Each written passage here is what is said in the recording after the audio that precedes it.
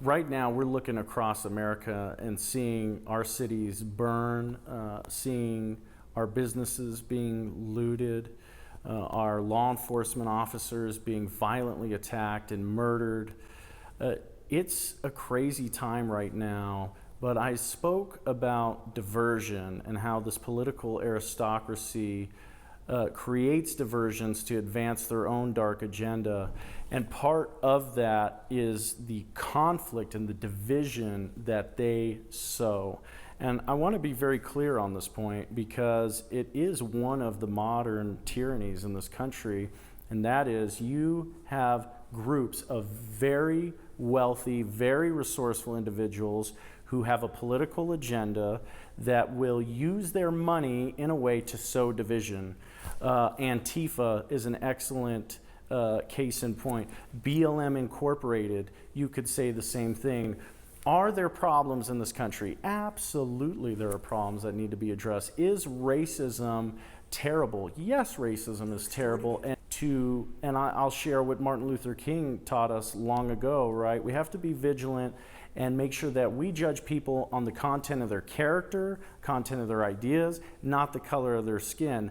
Yet we have this ideology that's growing that the color of our skin defines us somehow, and we have to be treated in certain ways because of the color of our skin.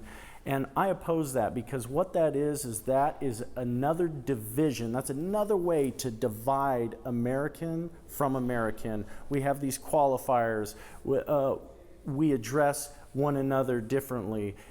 It's funny to me because if you really wanted an equal playing field, I can't imagine that we would all buy into this story that how different we are because of one physical characteristic or another. It's the greatest sham, and the interesting thing about it is the people in organizations that sow division are the ones that would cause the greatest harm to this country. And it's bigger than the front of it. You know, we may see Antifa or BLM Incorporated right in front of our faces, but you have to ask yourself, where do they get the resources to accomplish the things that they're doing?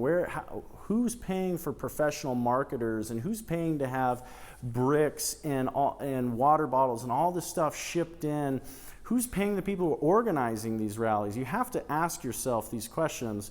And I think it goes back to what I said earlier, and that is read Karl Marx and learn how you create a Marxist/communist society. And it is you stoke this idea of that there are classes, and you constantly stoke these fires of class divide.